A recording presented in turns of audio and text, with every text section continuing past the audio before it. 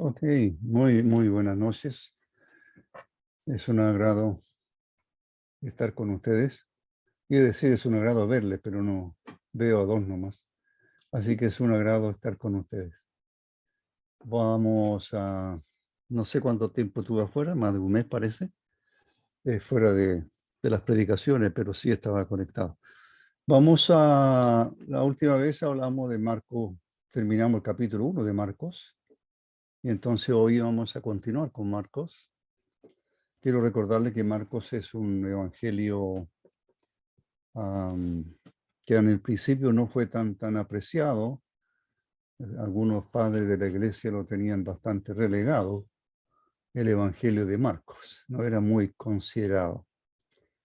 Pero Marcos se cree que es el primer evangelio escrito de los cuatro. Sería el primer evangelio. Y el más corto, no con tanto detalle como tienen los otros evangelios respecto al Señor mismo, a su nacimiento, etcétera. Ustedes pueden compararlo, ya lo saben. Y entonces, porque la finalidad, me parece a mí, que la finalidad de Marcos es que, y por qué como que se apresura, iba a usar esa palabra, como que él se apresura a escribir algo para sus hermanos en la fe, porque estos hermanos, en gran mayoría gentiles, no tienen nada, no tienen nada, aparte de, ah, no siendo judíos, no tienen ni siquiera tal vez algunos escritos del Antiguo Testamento. Lo que tienen son enseñanzas de algunos apóstoles que le han visitado o predicadores itinerantes, pero no tenemos que olvidar, hermanos, que 2000 años atrás no existía la tecnología de hoy. Uno puede grabar reuniones, uno puede sacar copias, uno puede imprimir, etcétera, etcétera, pero en aquel entonces todo era a mano. Así que había que sacar copias y más copias y copias de copias y copias de copias y de copias, etcétera. Así que por lo que he mirado, da la impresión que Marco tiene un gran deseo en su corazón de que sus hermanos, las primeras iglesias, realmente tengan algo del Señor. Conocen al Señor a través de los predicadores que han llegado a ellos, pero no tienen, por ejemplo, los evangelios que hablan de Él. Y por eso que Marco habría escrito, se cree, el propósito de Marco habría sido este. Eh, Marcos, quedamos en la última vez que hablamos, terminamos el capítulo 1 cuando el Señor sana o limpia a un leproso y le ordena al leproso que no divulgue lo que ha sucedido, sino que más bien vaya al sacerdote a Jerusalén, que están en Capernaum, ahí en Galilea, Capernaum. Entonces, este hombre sanado o limpiado por el Señor eh, no obedece el mandato del Señor. Y yo creo que hice hincapié en que el Señor fue más que un pedirle un por favor, oye, no lo divulgues, sino que le dio la orden muy severamente. O sea, no divulgues nada. ¿Por qué? Porque precisamente iba a ocurrir y ocurrió que después el Señor no podía entrar a la ciudad de Capernaum. Siempre se quedaban muy lejos, las afueras, y allí podía enseñar. Así que en realidad la obediencia de este hombre hacia el mandato del Señor no fue buena. Y alguien podría pensar, pero él está tan contento y divulga lo que el Señor hizo en él. Sí, pero no se olvide lo que dice el texto, lo que dice Dios en el Antiguo Testamento acerca de un rey que precisamente no obedece lo que el Señor dijo, creyendo que estaba haciendo un bien al Señor, que estaba haciendo algo muy bueno, ofreció sacrificio que no tenía que haber hecho. Y entonces, ¿qué dice el profeta Samuel? Le dice que Dios dice a través del profeta que más vale o es mejor obedecer que los sacrificios. O sea, el obedecer es mejor que los sacrificios. Lo que Dios requiere de su pueblo, primero que nada, es la obediencia. Es la obediencia. Que nosotros propongamos en nuestro corazón entregar nuestras vidas, pero si no hay obediencia realmente a su palabra, no tiene valor. Eso es. Y eso es lo que pasó aquí. En vez de ser una ayuda, fue un impedimento. Vamos a leer entonces el capítulo 2, versículo 1. Lo voy a leer en la Reina Valera, pero después yo me guío por otra versión. Entró Jesús otra vez en Capernaum, después de algunos días, y se oyó que estaba en casa. Después de algunos días, ustedes ya saben, entonces ya les di a conocer por qué razón el Señor no estaba en Capernaum, sí en los alrededores. Él no salió de Galilea, fue visitando otros lugares, pero no podía entrar. Ahora sí. Y se oyó que estaba en casa, probablemente la casa de Pedro, donde había sanado a la suegra. E inmediatamente se juntaron muchos, de manera que ya no cabía ni aún a la puerta, y les predicaba la palabra. Eso voy a resaltarlo después, y les predicaba la palabra. Entonces vinieron a él unos hombres, son cuatro, un hombre paralítico, era cargado, dice, por cuatro, y como no podían acercarse a él a causa de la multitud, descubrieron el techo de donde estaba, y haciendo una abertura bajaron el lecho en que yacía el paralítico. Al ver Jesús la fe de ellos, ese otro punto que quiero hacer hincapié, dijo al paralítico: hijo, tus pecados te son perdonados. Y esto crea el primer gran problema. Y estaban allí sentados algunos de los escribas. Se llaman doctores de la ley, se llaman expertos de la ley, etcétera. También quiero explicar algo de ello, los cuales cavilaban en sus corazones. ¿Por qué habla este así? Blasfemias, dice. ¿Quién puede perdonar pecados sino solo Dios?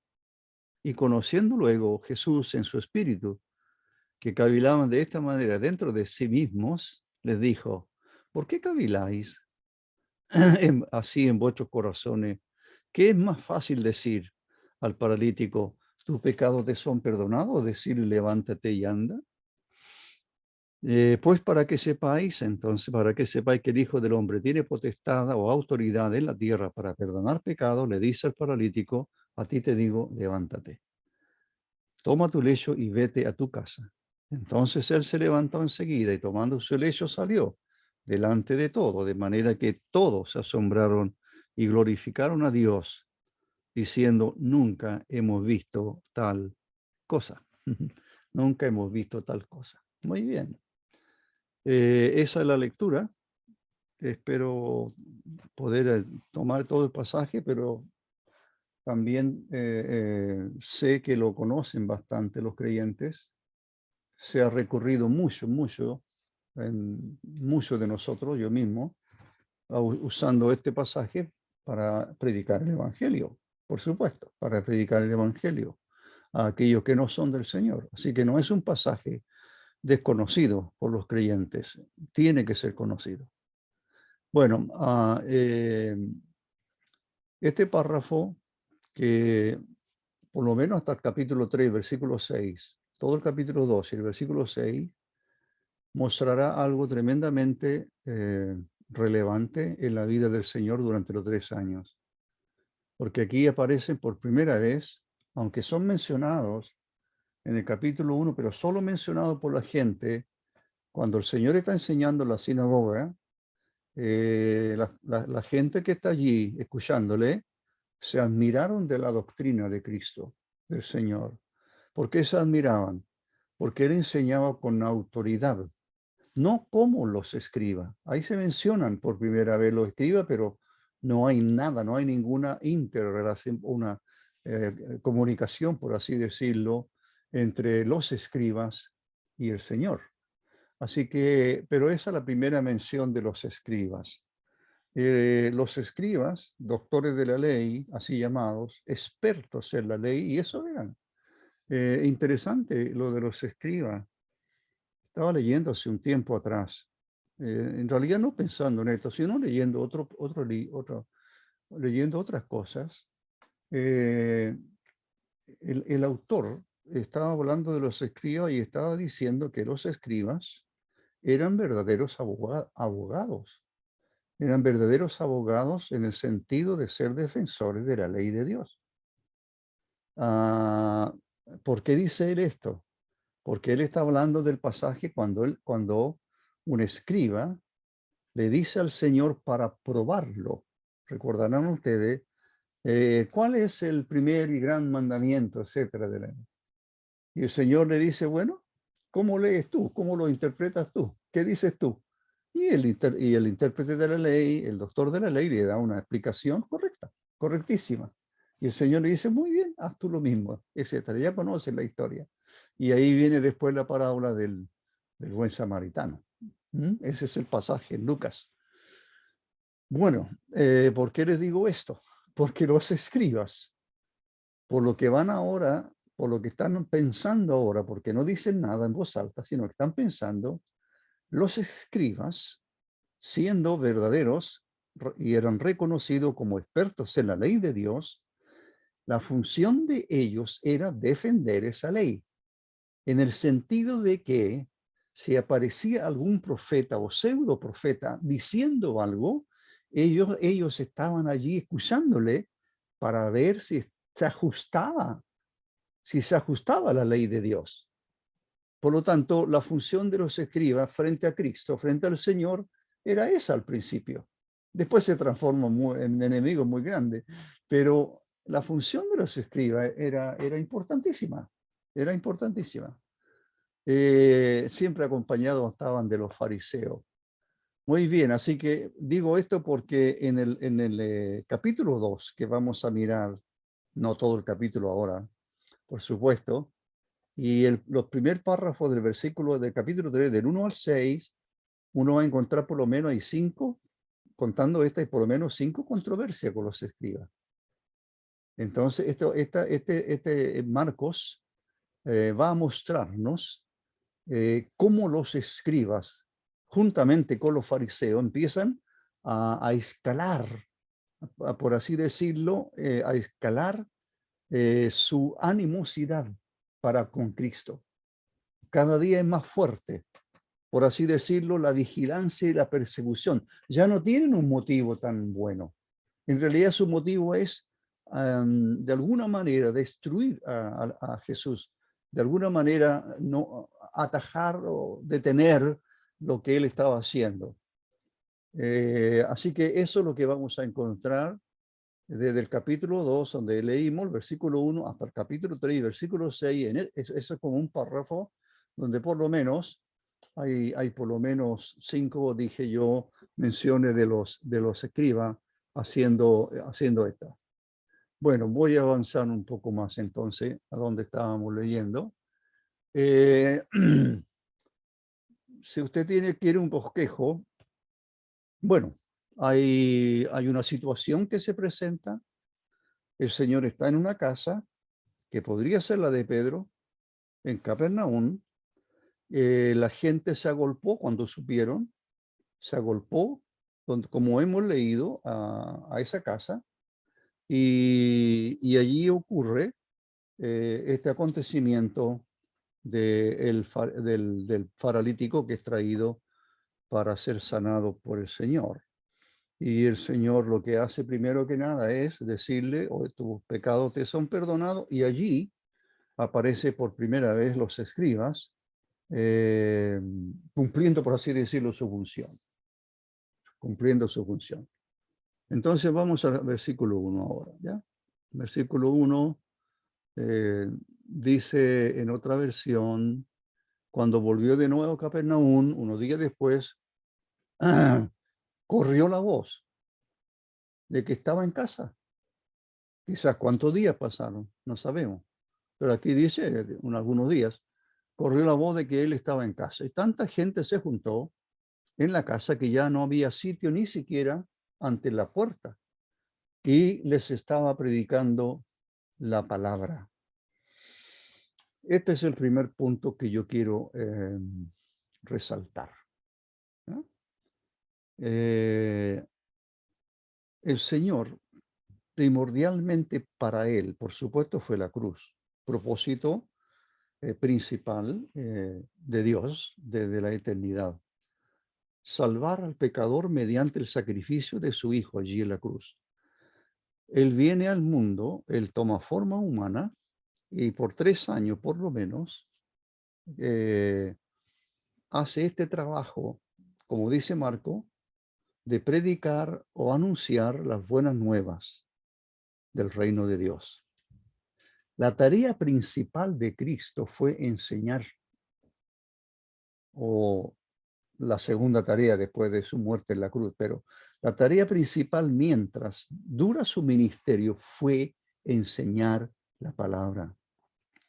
No, tu tarea principal no fue hacer milagros, su tarea principal no fue sanar enfermos, pero sí lo hizo, lo hizo.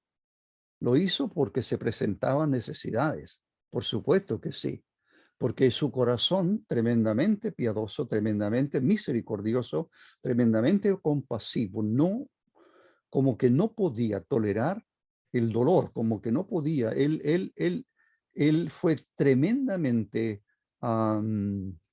amigable, iba a decir, o hay otro, pero compasivo en extremo. Lo del leproso cuando lo vimos, ¿no es cierto? Viene el leproso y le dice, si quiere puede limpiarme. El Señor le dice, quiero, sé limpio, y le tocó, y le tocó. Y en la lectura, no me acuerdo que si fue nuestra lectura de ayer, donde en la mañana, donde el Señor va llegando a una ciudad, a las puertas de la ciudad de Naín, del pueblo de Naín, y justamente va saliendo de la puerta de la ciudad, va saliendo un cortejo fúnebre. Es una viuda, va llorando y va a sepultar el cuerpo de su hijo único. Entonces el Señor no puede, no puede pasar de largo. Él le dice a la mujer, no llores, no llores. Y tocó el féretro y le dijo al joven, a ti te digo, levántate. Y lo dio a su madre. Entonces, aquí está el Señor, sana a los enfermos conforme a las necesidades que van llegando. Si aparece un leproso delante de él, lo sana. Si hay un ciego que clama aquí en Jericó y le dice, Jesús, hijo de David, ten misericordia de mí, se detiene y le da la vista, etcétera. Así que desde ese punto de vista, para nada hay que pensar que él se haya alejado de. No, no, no, no, pero él no buscaba las multitudes para sanarle. Lo que él buscaba, sí, eran las multitudes para enseñarle. Y eso es lo que está aquí haciendo aquí. Él entra a la casa, él va a la casa. ¿Y qué es lo que leemos? Y les estaba predicando la palabra. Él fue a eso. Él fue a eso, a predicarles la palabra, a enseñarles la palabra. Ahora, no son casas grandes, ¿ah? Han descubierto, leía por ahí, que casas de 2000 años atrás que han hecho excavaciones y no podían, por supuesto que no podían, porque no había los materiales suficientes para hacer casas tan grandes. Así que no sería esta una casa tan grande. Así que la gente ocupó muy luego toda la casa y el resto ya está afuera de la puerta, tratando de escuchar lo que el Señor está enseñando. Esa fue su tarea principal. Enseña la palabra. Como dijo Pablo a Timoteo, predica la palabra. Por eso la iglesia predica la palabra. Predicamos el evangelio en inconverso, pero compartimos como ahora una enseñanza para nuestro beneficio espiritual, para conocer mejor al Señor, para saber más de Él, y de esa manera que nuestro amor por Él, nuestro aprecio por Él pudiera crecer. No hay otro propósito. No hay otra forma de conocer al Señor sino a través de la revelación en su palabra. No tenemos otra forma. Así, hermanos, sé que muchas veces lo hemos dicho, muchas veces usted lo ha escuchado, la misma exhortación. Lea su Biblia, estudie su Biblia, porque es la revelación de Dios. llene su corazón, llene su mente con la palabra de Dios. ¿Cómo puede conocer al Señor si no lee? ¿Cómo puede conocer al Señor si no oye? Así que el Señor, su tarea principal, que más amó, después de, por supuesto, de su sacrificio en la cruz, que fue el primer propósito, su tarea que más Él realmente apreció era enseñar, ya sea a una persona o ya sea a 5.000 personas.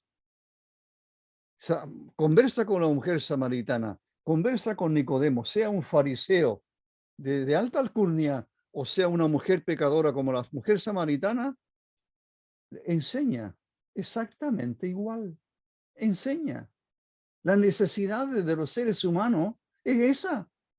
La sociedad en que vivimos, orando por en nuestra devoción, la sociedad en que estamos viviendo es una sociedad. Nuestro país entra también en ella, pero es una sociedad cada vez más mala. ¿Y por qué cada vez más mala? Porque cada vez está más lejos de Dios. Cada vez está más lejos de Dios.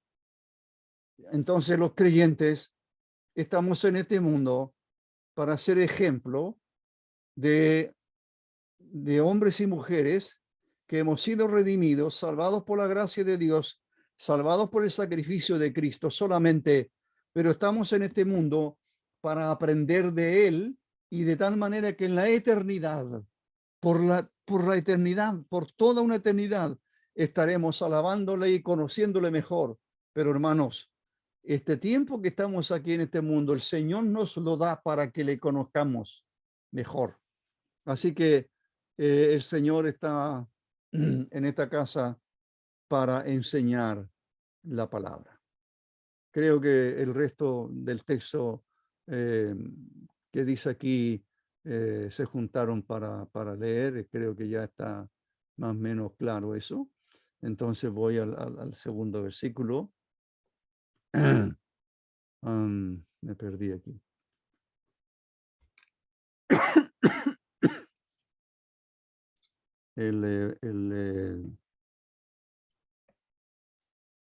Entonces vamos al versículo 2, dije. Perfecto. Versículo 2. Se me perdió. Aquí está el versículo 2.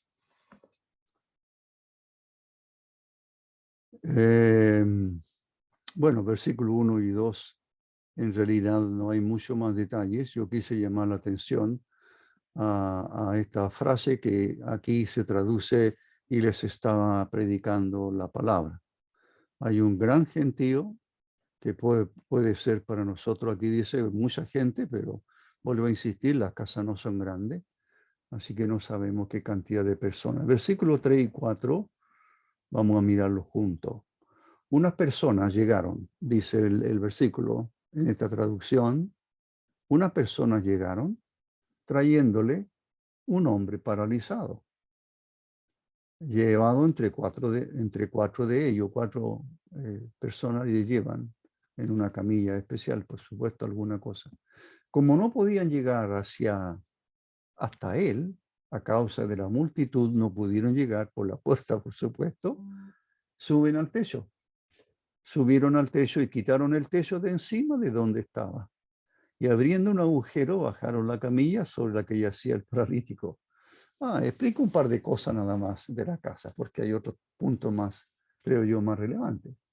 Pero estas casas eran hechas habitualmente los techos eran a veces con troncos o vigas, a veces eran solamente troncos, y encima de ellos ponían algún tipo de paja con barro, como nuestro adobe, encima una capa de mucha paja y barro. Y de esa manera el techo de la casa, eso era el techo, no había nada más. Que les protegía, por supuesto, pero mayor también tenía otras utilidades como secar fruta, como hasta dormir, a veces, tal vez en los días más calurosos. Así que en realidad, y con una escalera exterior, había un acceso por fuera de la casa para llegar.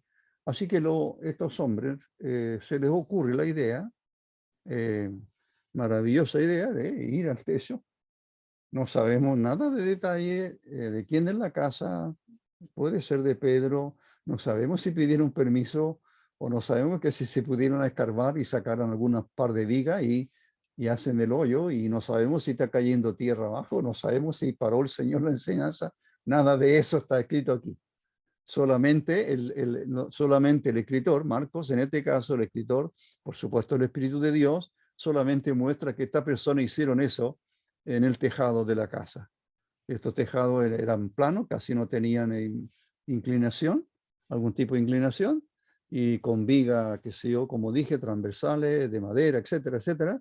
Eso eran los materiales de construcción en aquel entonces, con una escalera exterior para llegar al techo. Así que seguimos leyendo y de esa forma ellos ponen la camilla, un catre, camilla, son las traducciones, lecho, camastro, la NBI, así que usted va a encontrar todas esas traducciones. Tampoco interesa mucho cómo sería eso de ese tipo de camastro o dónde era, pero era sostenido por 4 amigos, 4 conocidos seguramente del hombre enfermo. Eso es el versículo, eso es lo que está ocurriendo. Versículo 5 es el segundo punto. El primero fue que lo primordial en la vida de Cristo fue la enseñanza de la palabra de Dios. El segundo punto que yo quiero dejarles ahora es lo que dice el versículo 5. Al ver el Señor, al ver la fe de ellos, Jesús le dijo al paralítico: hijo, tus pecados quedan perdonados, o te son perdonados. Hijo, tus pecados quedan perdonados. Bueno, hay dos cosas aquí. Hay una que es la mar, en la que causó el enojo de los escribas, por supuesto. Es lo más sorprendente. La frase es lo que el Señor dice. Pero antes de eso yo quiero llamar la atención a la primera frase del texto que dice: al ver la fe de ellos. Jesús ve la fe de ellos. Ahora, ellos pueden ser los 4 amigos o pueden ser los 5, incluyendo al paralítico. O sea, ahora, esas personas no están diciendo que son hombres de grande fe, pero el acto que están haciendo o la acción que ellos están realizando indica a todas luces, indica que son hombres que tienen una absoluta confianza en el Señor, que el Señor sí tiene poder para sanar a su amigo. Han visto a lo mejor a muchos sanados por el Señor. Por tanto, el Señor ve la fe de ellos, vio fe en otras personas. Hay una mujer, ¿verdad?, que que sufría de este flujo de sangre, esta hemorragia constante por años, pero no puede acercarse al Señor, quería acercarse al Señor, no podía, pero se le ocurrió, parecido a esto, fíjese, haga el paralelo, porque a esa mujer se le ocurrió, pero si tan solamente tocare su manto. No tiene, no, solamente le tocó el vestido, su vestido, su capa, del Señor. Y va por atrás, entre la multitud, meterá la mano y toca. Y queda sana, ¿verdad? Bueno, después viene una conversación del Señor con ellos.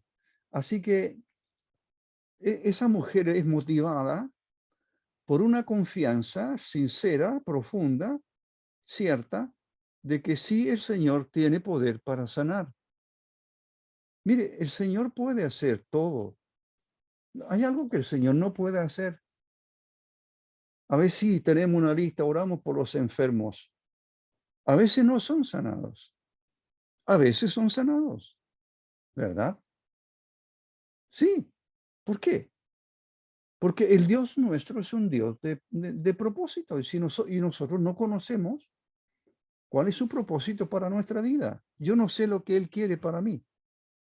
Si usted me hubiera preguntado 20 años atrás que en el 2006 iba a ser operado del corazón y que en esta parte iba a ser operado de otra cosa, que iba a sufrir, no, ¿quién podía haber dicho de eso? Así que yo ¿quién sabe lo que va a ocurrir? El Señor en su oportunidad dijo, cada día trae su propio afán. ¿Qué va a pasar más rato? ¿Qué va a pasar mañana? No lo sabemos. Pero hay algo, hermanos.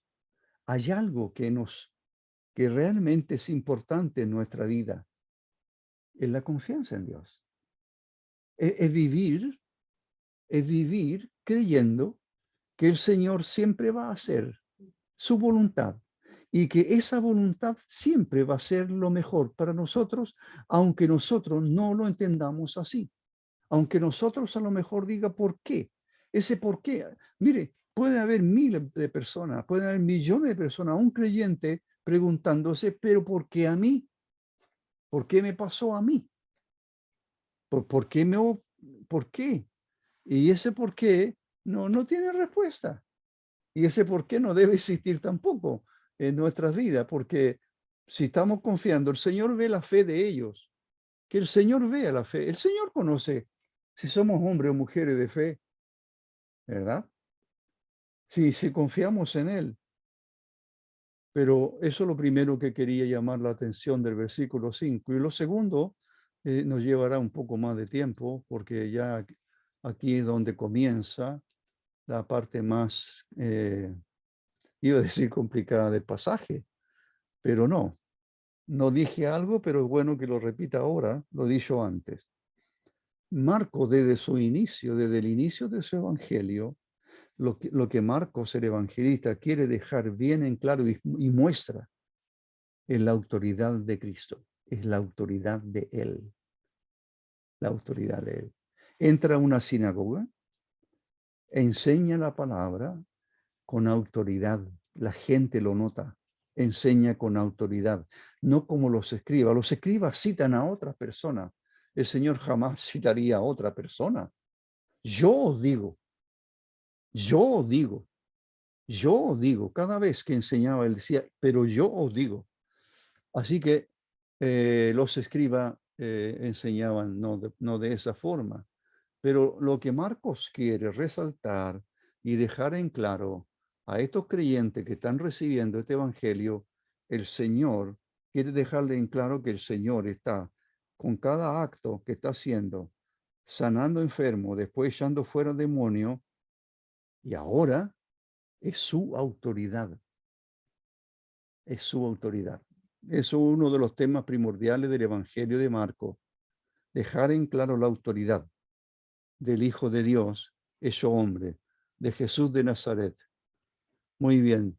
Entonces, al ver la fe de ellos, le dijo al paralítico, tus pecados te son perdonados, o hijo, bueno, depende, no lo dije antes, pero Mateo y Lucas también, el relato está ahí.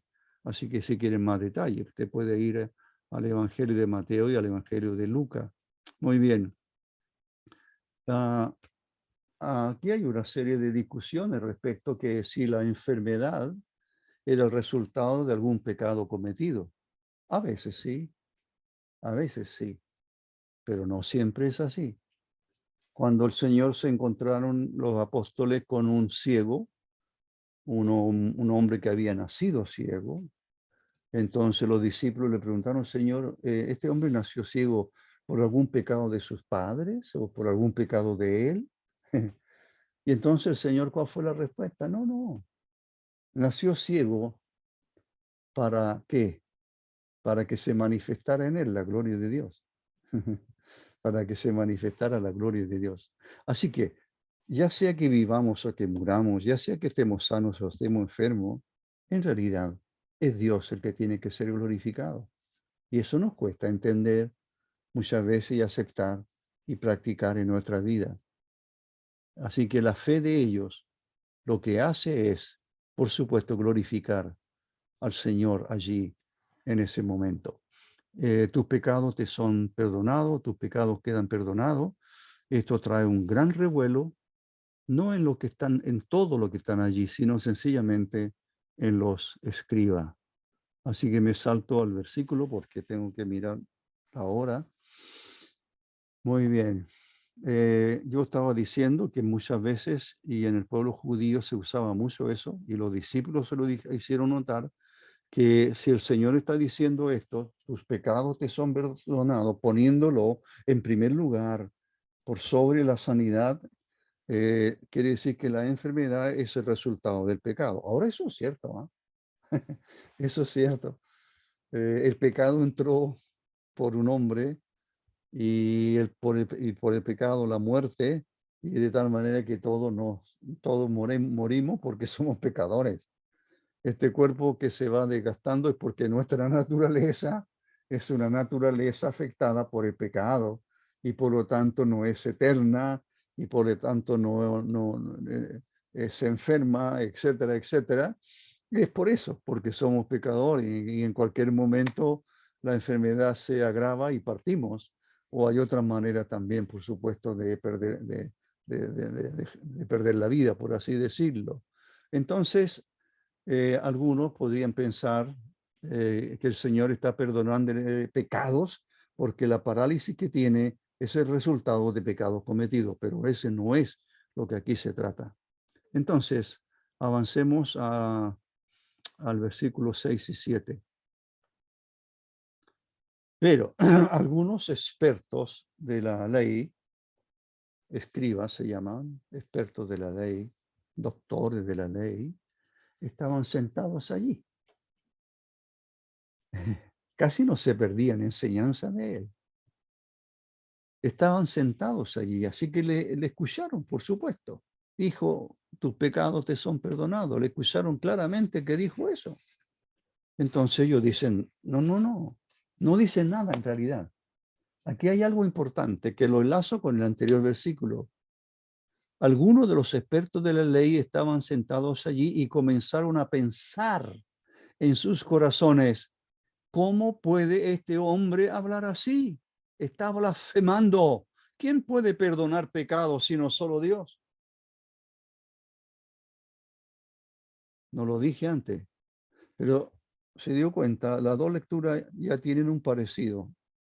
Primero que nada, el Señor, al ver la fe de ellos, y ahora el Señor, en el versículo luego vamos a mirar que el Señor sabe lo que están pensando los escribas. Los escribas no están murmurando. No. Dice que están pensando en sus corazones, en su mente, dentro de sí. Los escribas se preguntan, pero esto no puede ser. No puede ser. Esto es blasfemia. Ahora tiene razón los escribas. ¿En qué sentido? No que el Señor esté blasfemando, sino que cualquier hombre que hiciera esto sería una blasfemia. ¿Sabe lo que es una blasfemia? En el Calvario habían algunos que blasfemaban contra el Señor. Y estaba leyendo un comentario sobre el Señor hace unos días atrás o semanas, ya no me acuerdo, pero mire, la blasfemia siempre es algún tipo de insulto, algún tipo de contra Dios, siempre. La blasfemia es contra Dios, es algo que se dice contra Dios, es algo que se opina contra Dios. La blasfemia es contra Él. No se blasfema casi a otras personas, puede que haya por ahí, pero a Dios sí. Así que, y la blasfemia, entre paréntesis, la blasfemia en la ley de Dios, en el Antiguo Testamento, la blasfemia era castigada con lapidación, con la muerte apedrada, con lapidación. O sea, si un miembro del pueblo de Dios, un judío, blasfemaba a Dios, era inmediatamente apresado, condenado a morir por lapidación. Era gravísimo y está bien, está bien. Dios le dejó mandamientos. No, Dios dejó claro el mandamiento. Ahí están esos dos, Abiú y su hermano, el sacerdote, hijo de Aarón, que ofrecen fuego extraño. A ellos se les ocurrió que en realidad cualquier perfume que ofrezcamos al Señor, el Señor lo va a recibir. Murieron inmediatamente. El Señor obró allí. Pero ¿qué están haciendo de malo? Es una blasfemia porque no están haciendo lo que el Señor le dijo que hicieran. Bueno, ¿y qué de aquel hombre? Me estoy desviando un poco, pero por otro lado no. Pero ¿qué de aquel hombre? Usa se llama, ¿verdad? Cuando llevan el arca, en los tiempos de David, el arca estaba en otro lugar y David se le ocurre, traigámosla, el arca, a nosotros, saquémosla de donde estuvo con los enemigos. Y entonces van en una carreta de bueyes, ya ahí no están obedeciendo. Hay que mirar bien el pasaje, hermano, pero ya no están obedeciendo la ley de Dios. Jamás el arca se llevó en una carreta con bueyes. ¿Quiénes tenían que llevar el arca? Los levitas, al hombro. Para eso tenía unas varas. Y entonces la carreta con los bueyes sería un camino muy malo, habría barro, no sabemos, y de repente como que la carreta, nosotros diríamos en otros términos campesianos, se la dio. Se va a caer la carreta y se va a caer el arca, entonces se está tumbando y usa y la toma. Y murió al instante. ¿Pero qué hizo de malo? ¿Se da cuenta? Bueno, los escribas, no lo estoy defendiendo en cierto modo, que la actitud de ellos sería correcta en la medida que el que está hablando no es Jesús. ¿Me entiende? Si fuera otro hombre, y aún si fuera otro profeta, tendría que ser por mandato de Dios. Por ejemplo, ¿quién? Natán. Ahí tenéis un ejemplo. ¿Quién es Natán? Natán es un profeta de Dios en los tiempos de David también. Cuando David pecó con Betsabé, y Natán fue enviado por Dios a decirle a David la maldad que había cometido de adulterio y luego de asesinato, ¿no? Porque él él maquinó en su cabeza cómo terminar con la vida del marido de Betsabé. Y murió en batalla porque lo pusieron a primera línea, etcétera, etcétera. Y él después se casa, etcétera. Ya conoce la historia. Pero Natán fue enviado por Dios a la casa de David y le di cuenta una historia, una parábola de una ovejita, etcétera. Y David dice, pero... Y entonces Natán le dijo, tú eres ese hombre. Tú eres ese hombre que hizo esa maldad tan grande. Enfrentó al rey, el profeta.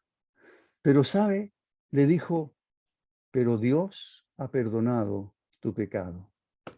No es Natán que está perdonando el pecado, no, el pecado no fue contra Natán, el pecado es contra Dios. ¿Quién tiene que perdonar pecado? Dios. ¿Por qué? Porque se peca contra Dios. Por eso. Ningún hombre puede, yo puedo perdonar la ofensa a alguien, usted puede perdonarme a mí muchísimas ofensas que he hecho en toda mi vida. Tal vez sí, por supuesto que sí. Perdonándoos unos a otros es un mandamiento bíblico. Pero aquí, esto de seriedad tremenda, profunda, porque el Señor, para esto se escribe para toda la gente, aquí hay un hombre que se llama Jesús, que es de Nazaret, que ni siquiera es profeta, pero enseña y sana, y eso le está llamando la atención. Quieren saber quién es realmente, pero para ellos, para una gran mayoría de ellos, sigue siendo un hombre que vino de un pueblo insignificante de Nazaret. Y le está diciendo a este hombre, hijo, tus pecados te son perdonados. Y los escribas están escuchando, y todos están escuchando, y no sabemos si todos pensaron algo parecido, pero ¿qué está diciendo? Y los escribas dicen, pero este hombre, están pensando, no están diciendo entre ellos, cuidado, están pensando, esto es importante, ¿por qué lo recalco? Están pensando, ¿cómo puede este hombre hablar así? Está blasfemando. ¿Quién puede perdonar pecados sino solo Dios? ¿Qué están diciendo? Una gran verdad. Solo Dios puede perdonar pecados. ¿Y por qué este hombre está perdonando pecados? Y entonces el pasaje dice, ¿dónde estamos? En el versículo,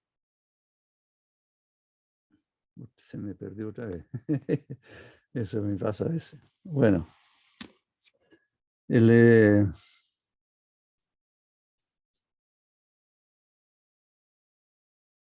Versículo 7 quedamos. 8 y 9. Y pensaron, ¿cómo este hombre habla así blasfemia? Muy bien, eso era lo que quería buscar. Así que tengo que saltarme porque no me queda, quería terminar. El pasaje que estoy mirando el reloj y no me queda tiempo.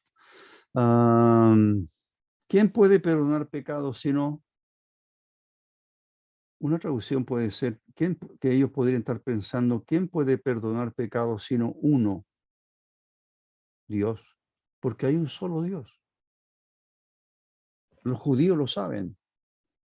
Oye Israel, como así decía el primer mandamiento. Oye Israel, Jehová tu Dios, uno es.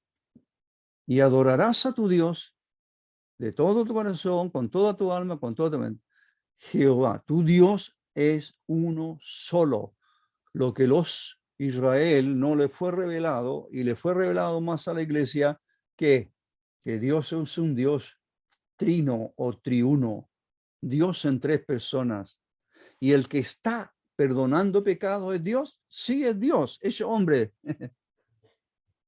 Así que, ¿quién puede perdonar pecados sino solo Dios? Solo Dios, solo Él, el único que puede perdonado. Así que,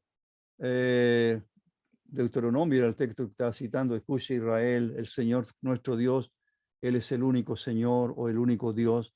Entonces, Jesús, en los pensamientos de los escribas y de mucha gente después de lo que decían, está siendo acusado de qué? Y fue llevado a la cruz por eso. Fue acusado, está siendo acusado de qué? De usurpar la posición especial y única de Dios. Solo Dios le corresponde todo esto. Solo Dios. Entonces, el versículo 8 y 9 dice que al momento Jesús sabía en su espíritu, estoy leyendo esta traducción, me gusta, al momento que ellos están pensando, Jesús sabía en su espíritu lo que estaban pensando. Y le dijo, ¿por qué pensáis estas cosas en vuestros corazones? ¿Qué resulta más fácil decirle al paralítico, tus pecados te son perdonados? Decir, levántate, toma tu camilla y anda. Voy a quedar por aquí, me quedan casi 5 minutos. Qué interesante. Cuando los amigos entran con el paralítico, el Señor vio la fe de ellos. Él no escuchó que están diciendo que son hombres de fe. El Señor ve el corazón nuestro. El Señor sabe la fe de ellos. Y ahora el Señor, mientras ellos están pensando, que dice la traducción que leí, al momento, Jesús sabía en su espíritu lo que estaban pensando. No están hablando. No están conversando el uno al otro diciendo, o a viva voz están diciendo, pero está blasfemando. Solo Dios puede perdonar pecados. No, ningún hombre puede hacer eso. ¿Estamos de acuerdo? Así es. Y el Señor sabe lo que están pensando. Exactamente sabe. Hermanos, el Señor sabe exactamente. Aún antes que la palabra dice, aún antes que la palabra esté en nuestra boca, Él ya la conoce. Él ya la conoce. ¿Cuánto cuidado tenemos que tener cuando hablamos? ¿Cuánto cuidado tenemos que haber con lo que pensamos? Con lo que hay en nuestro corazón, los pensamientos que nos vienen o los deseos que vienen. ¿Por qué? Porque el Señor los conoce. Ahora le dice a estos hombres, muy bien, ¿qué es más fácil decir? Decir, ¿tus pecados te son perdonados? O decir, levántate, toma tu camilla y anda. Bueno, es más fácil decir, tus pecados te son perdonados, porque ¿cómo lo demuestra? En cambio, decirle, levántate, toma tu camilla y anda, eso es más difícil, por supuesto. ¿Por qué? Porque tiene que mostrarse o demostrarse. Así que el Señor le dice a estos líderes, estos rabí, así conocidos también, tus pecados te son perdonados, levántate, toma tu camilla y anda. ya que esto último, toma tu camilla y anda, requiere o exige una prueba externa, exige una respuesta externa, ¿ya? La exige. En cambio, perdonar pecados, ¿cómo puedo mostrar eso? ¿Viviendo una vida de creyente? Bueno, por supuesto que sí, pero por supuesto que es más fácil decir tus pecados te son perdonados porque eso no lo puede mostrar tan fehacientemente como levantar la camilla. Pero termina el pasaje y yo termino también, sin más grandes detalles porque no alcanzo, pero termina el último versículo diciendo inmediatamente. Entonces se levantó, tomó su camilla y salió caminando delante de todos ellos. Eso dice esta traducción que uso, y todos se quedaron asombrados y empezaron a alabar a Dios y decían, nunca hemos visto nada semejante. Nunca hemos visto nada semejante. Bueno, se acabó el tiempo. Me habría gustado quedaron detalles, pero yo los sigo animando a mis hermanos a que lean los evangelios. No hay otro tema. A veces cantamos, no hay otro tema. El tema más importante, hermano, es Cristo. Es conocerlo a Él. Por supuesto que sí. Oremos. Padre nuestro, te damos gracias por tu palabra, por los evangelios. Te damos gracias en tu sabiduría, Señor nuestro. Guiaste a estos hombres. Les conocemos como los evangelistas. Y tenemos 4 hombres que escribieron de la vida, de las obras, de las enseñanzas y por supuesto del sacrificio de nuestro amado Señor. Te damos gracias porque podemos leer, leer, leer y siempre vamos a aprender algo más de nuestro amado Señor. Y te damos gracias por su sabiduría que nos mostró, por su amor, su compasión. Por tanto, Padre bendito, te alabamos por tu Hijo, porque es único, porque es tu Hijo amado y que vino a ser nuestro Salvador, que es nuestro Señor. Y tenemos todo su amor con nosotros y nosotros queremos amarle cada día más. Te damos gracias, Padre bendito, en el nombre del Señor Jesús. Amén.